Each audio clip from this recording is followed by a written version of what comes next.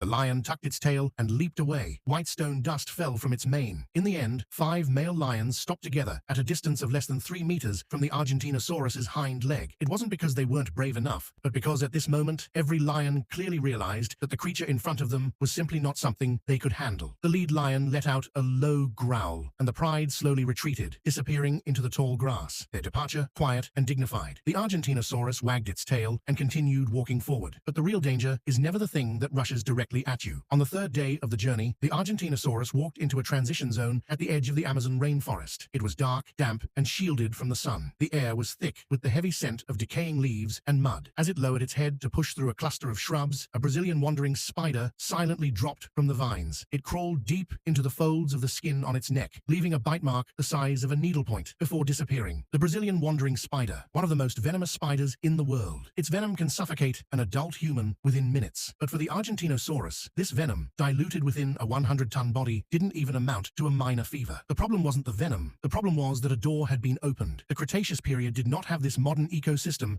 of unfamiliar bacteria and microorganisms. Billions of modern microorganisms were floating in the tropical rainforest air. The Argentinosaurus's immune system had no memory or antibodies against these pathogens. It was exactly like a person who had never received any vaccine, suddenly bursting into a hazardous pathogen laboratory. 2 days later, that needlepoint-sized bite began to ooze and turn red and swollen, emitting an acidic, foul odor. The Argentinosaurus's stride began to look slightly sluggish and dragging, and it was this barely noticeable dragging posture that was precisely captured by a pair of eyes hidden in the tree canopy. A jaguar had followed it for nearly 3 kilometers, completely silent the entire way. When the Argentinosaurus lowered its head to drink water by a shallow pond, the jaguar leapt through the air from a 5-meter-high tree branch. It landed precisely on that inflamed wound on its neck. After tearing brutally at it, the jaguar immediately retreated and vanished into the dense jungle. The entire sequence took less than 4 seconds. The Argentinosaurus roared toward the sky in agony. It swept its tail wildly, snapping more than 10 thick trees nearby, right at their roots. Debris and mud filled the air, and within a 100-meter radius, birds and beasts fled in panic. Yet it hadn't even touched a single hair of the jaguar. Meanwhile, the jaguar crouched quietly in the darkness of the jungle, waiting patiently. It hadn't come for a duel. It was playing the long game. Today's bite was just an initial deposit in a bank account. The wound would inflame, fester, and slowly erode the giant beast's stamina bit by bit. When it slowed down, when it could no longer hold itself up, the rest would naturally fall into place. Predators of the Cretaceous period usually only knew how to launch frontal assaults, but this jaguar's hunting logic was entirely different. What it hunted was never the physical body, but time itself. This brutal survival tactic was a part of the wild Cretaceous era that the Argentinosaurus had never been taught. Carrying its infected wound, the Argentinosaurus followed its instinct and headed east, looking for water. In the Cretaceous period, the minerals in the mud acted as a natural anti-inflammatory balm